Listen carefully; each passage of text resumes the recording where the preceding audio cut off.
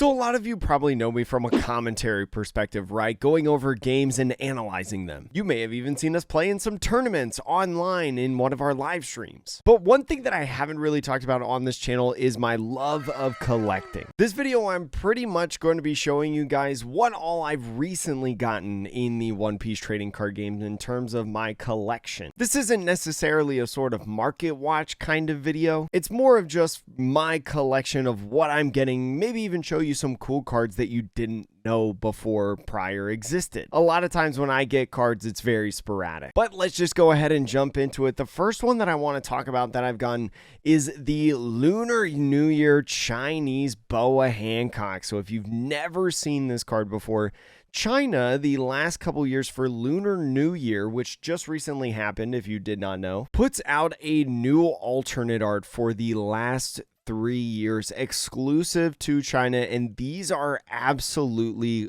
gorgeous. This year being the year of the snake is Boa Hancock, of course, and I got this for a pretty decent deal. You'll usually find these pretty cheap in my personal opinion. Like, I think all the three of them I got like under $20 in total, and they always release and ship around like middle of January or so. So if you want to add to your calendar, right, about some cards that could potentially come, the Lunar New Year Boa Hancock is a good one. This is also a promo alternate. This isn't the blocker one that you see in Doflamingo, by the way. This is an old promo, you know, giving plus 1,000 and then showing you all, because I know some people in Discord were also curious on what the other two looked like. So I believe Luffy was the first one, I think he was the first Lunar New Year that Bandai did over in China. You know, the poster child of One Piece. I absolutely love these Lunar New Year cards. I think they look so gorgeous and beautiful, beautiful, beautiful illustration. They've also been done by different artists each and every year, right? The first one being Besai on that Luffy. This Zoro being Morino Hino? Morina Hino is how you pronounce it, I believe. And this Zoro, so beautiful. I love the hollow pattern that you've got up top, like in the background with all of the lanterns, like all those polka dots and things like that. The beer that he's got, you know, Zoro, big drinker, got that hollow on it as well. So really nice to just get another piece of the collection. And if you're looking to get all three of these yourself, remember it's Luffy, Zoro, and Boa. The next one that I'm going to talk about is one that is actually decently viable in the meta right now. It is the binder version of Uta from the Uta Premium Collection. So this is an alternate art of a starter deck card from starter deck 08. And you may be wondering why I bought this in Japanese, right? Like, Jake, you can't play with this card if you are buying cards in Japanese for your competitive decks. And the reason for that is because it is much, much cheaper, and you'll see this as a theme with a lot of the stuff that I buy sometimes. There's a couple more cards that run that same theme. I do buy some English cards, but Japanese, Chinese, they're so much cheaper than the English versions, right? I've even got a comparison on screen right now to the English and Japanese prices of this card specifically, the what I paid versus what I would have paid in English. And this card especially is illustrated by Cao Cao. So if you do not know, Cao Cao is one of my favorite illustrators of all time. They've been doing a lot in Pokemon and have recently started in One Piece. I put some pictures of my Cao Cao binder that I have. I'm trying to get every single card ever made by that illustrator. Beautiful, beautiful artwork. The next one that I'm talking about is actually a set of 3, and it's English, I promise, and regular arts. I got 3 copies of the secret rare Zoro. So if you do not know this secret rare Zoro, a great green card, I would say, especially with Straw Hat Crew. So I put a video out very, very recently of green purple Luffy, and don't worry, I don't think green purple Luffy puts this Zoro in the deck. But if you watched when we did some of the rounds of the Asia finals, right, the top 8 between Lim and Blackbeard, the first time Lim had ever made a top cut in any of the major tournaments since its release in OP09, played a full playset of Zoro. So I went ahead because I'm a big Lim fan, right? I might play it in 10 a little bit. Decided to go ahead and get my secret rare Zoros because honestly, like, it was printed in OP06, I believe. Yeah, and it's a secret rare. It's just going to keep going up in my opinion. I don't see 6 getting reprinted a ton of times more. Not going to say that it's completely out of print, but I feel like this card is just going to go up, up, and up. So I was like, you know what? Might as well buy it now before everybody else decides to start playing Lim or finds other uses or anything like that. You know, who knows? Maybe the starter deck Bonnie really utilizes the 9-cost Zoro in the list. Maybe they go back to that. Who knows? The next two, I actually got a couple play sets of alternate arts that were very much an impulse buy. The first one that I got is a play set of EBO1 Khalifas. So if you know the name of the game with EBO1, just about everything in that set is expensive nowadays, right? I saw Flampe, a regular rare, hit about $10, I think maybe even higher than that. And if you've seen my market watches, you know what the SRs do in the market, right? How they've gone. So especially when EBO2 was first revealed, right? And we had our set list revealed for EBO2. When we talked about every single card in that set in the video, I talked about how I actually kind of wanted to play Iceberg when EBO2 released. Tried it out. We even played it on a secret Twitch stream if you follow me over there. And it's a lot of fun. So went out and bought a playset of these alternate art Khalifas. Honestly, pretty cheap. Not that expensive at all, especially when you talk about EBO1 alternate arts. So I'll bling these out in my Iceberg decks eventually. Gonna be really nice. Because honestly, not a ton of cards in that deck in general that have alternate arts, something that I noticed. I also, for even cheaper, got a playset of Polys. So this was a little bit also because of the EBO2 Iceberg hype that I've put myself through, right? Wanting to play the deck here in EBO2, but also I'm currently going through the Water 7 arc of the anime right now, and I actually really like Poly as a character. I think he's really funny, and so I was super happy to get these alternate arts for a really good price. Definitely think this looks better in an alternate art. This alternate art created by Bisai, which I think I mentioned was the Lunar New Year Luffy illustrator, right? So Bisai making great alternate arts. Absolutely love their work in the One Piece trading card game, and very, very cool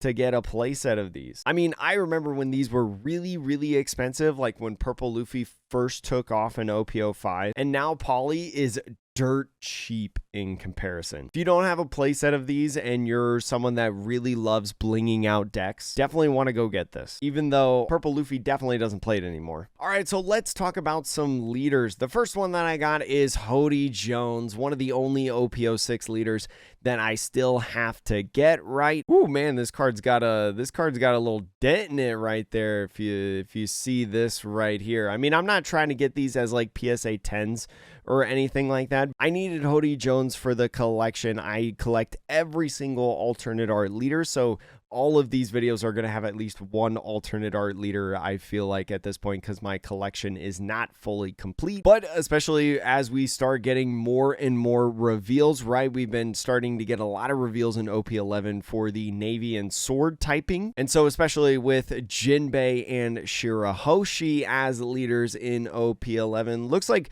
Fishmen, Merfolk, that kind of types of decks are going to get maybe a little bit of a boost. So decided to jump on the Hody Jones and get him, this freaking guy. I hate this guy, before he potentially spiked up. Now, the next leader that I got is Blue Yellow Ace. This is an alternate from the Blue Yellow Ace from the starter deck 13 starter deck. This is actually not because of some meta call or because of some future product or anything like that. This is literally because this was the only starter deck 13 leader that I still needed in my collection. I've got the red yellow Sabo, I've got the black yellow Luffy, and this guy was sitting at one of my local stores for months. Nobody was buying this guy. The price just went a little bit lower and a little bit lower. And so when I got back from the holidays, right, my trip across the country revisiting family, because I moved across the country away from family, I said, okay, if I get back and he's still there, I'm going to go snag him. And so that's exactly what I did.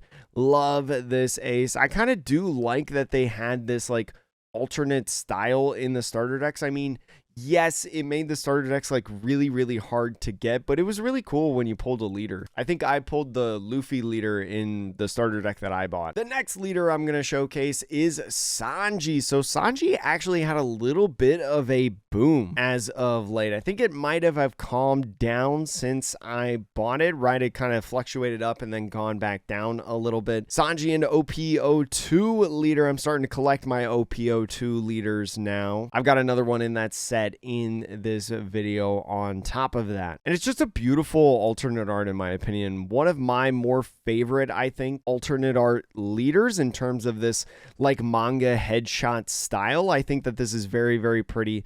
Love the colors, right? Sanji always looking for the all blue. And even though this is a blue-green leader, really mixes together and creates this really nice aqua water feel to it. Definitely a gorgeous card. Absolutely love it. And especially for the older leaders like Sanji and OP02 stuff, there's definitely a couple like decently cheap ones of these. I've got like the Ivankov already. I've got Sanji now, but I still got to get stuff like Garp, Newgate, Kinemon, Zephyr. I have to still buy Zephyr. So we'll get there eventually. This OP02 leader though is in Chinese. This is Smoker. So if you've been watching the channel for a little bit, maybe you've seen some of the tournaments and stuff. I love Smoker. I played Smoker in the first Treasure Cup that I participated in about 2 months ago. And I really, really like this deck, especially with the rise of green-purple Luffy, right? And in EBO2, the new 7-cost Sengoku, and now all of these Navy sword type characters. I wanted to go ahead and buy Smoker before he got way too expensive in every single language, right? Because it would be a lot harder to get him if he got really, really good. Now, I bought this in Chinese, and you may be wondering why. I bought this in Chinese because it was $16. $16 for this gorgeous, gorgeous card. Look, the front looks really, really good. Like the centering might be a little bit to the left, but still like super, super good. Back is clean on this card as well. Like just really nice in general for 16 bucks. I'm always down for a steal of a deal, and this Smoker fit the bill. And again, if you're just into collecting, right? Maybe you're not always super interested in playing Chinese cards. I'm telling you, Chinese cards, it's the cheapest out of Japanese, Korean, and Chinese. The last leader that I've got for you in this one is Reiju. So I bought this one shortly after the Reiju event was revealed. One of my local shops, I had gone over there to go get like another card. I think it was one of the Zoros. And like a couple hours prior, they revealed that Germa event card. And so I saw this in the case. I don't have the Reiju leader, Reiju being a very, very popular leader, whether or not it's playable. I was like, you know what? I'm just going to go get this now. Again, OP06, just being a set that's not being as opened as much as it was a couple months ago. So prices for some of these alternate arts or even higher rarity cards just going a little bit up and up. So decided to pull the trigger on this one. Love this Reiju. I'm not this far in the anime, but especially with, you know, the judge that also got revealed, the new 4-drop Reiju, the blue one. Like this deck might have some resurgence a little bit. Not going to say that it's going to go crazy and it's a tier 0 deck, blah, blah, blah. But people who love playing Reiju might get a nice sense of gameplay back here soon. Now, this next part is going to be like a lot of cards all at one time because I've actually already showed them in a live stream. I bought all of these alternate arts for my Nami deck. Nami, if you do not know, the OP03 Nami that is hated by many, is my favorite deck of all time. And I'm not someone that usually blings out every single deck that I play. So I did decide though to bling out my favorite deck. I had to do a good amount of trades for some of these, right? I'm talking especially this guy down here. And I even have some more on the way. I only have one giant gavel as of right now. I have a full playset of those. You know what? I'll go through and show these cards one by one. But yeah, Nami, my favorite deck of all time, and honestly not a ton is going to change with it. I feel like trying to do my own version of max rarity, not technically max rarity. I don't care about pre-release cards. I personally think that the winter cards are cooler than like the championship Kaias that came out, so like trying to do that instead. I did get some winter Kaias. I do win locals from time to time. I do top, but I just only have one winner Kaya, and my winner cards get on this wall, right? So I had to go out and buy my playset of winner Kayas to play with at least. But yeah, I think it did give me a buff. I didn't have any of these alternate arts actually. I didn't get lucky and pull them in like PRB or, you know, get extra premium collection binders for the gavels or the Love Mellows, you know. No Namis, unfortunately, fell into my lap through any of my boxes that I've opened, and I think I opened a couple OP09 boxes, so a little surprised that I didn't get any through there. But love this deck. I will continue to hype up this deck. And, well, I mean, I don't know if I have too much else to say about Nami. I do, though, have to buy a Dracule Mihawk, right? Because one of my lovely friends on Twitter went 8-2 in the recent Treasure Cup, and he played Nami, and he played a Dracule Mihawk in there, and I don't have any alternate art Dracule Mihawk type stuff, so I gotta look at the different Dracule Mihawks 4-drops from that starter deck and see which one I want the most. But I love this Love Mellow. Oh my gosh, can we all agree that this Love Mellow is absolutely gorgeous, right? The hearts, the hollow pattern on the heart sheet, it's not really hollow at all, but all of like her devil fruit power is just so gorgeous. I love this card. I think it's so funny. And yes, I still have my Nami cards sleeved up from my Nami deck. I just pulled them out for this video. And that's it. That was my haul for the last of, I don't know how long actually. I don't remember the exact timeline. Let me know what you've gotten recently, what you're excited about, whether it's sealed product, whether it's Pokemon, whether it's your Gundam beta kits, right? I wish I could play in one, or obviously One Piece. Thank you so much for checking out the channel. Let me know how you enjoyed this video if you want to see more, and I'll see you later.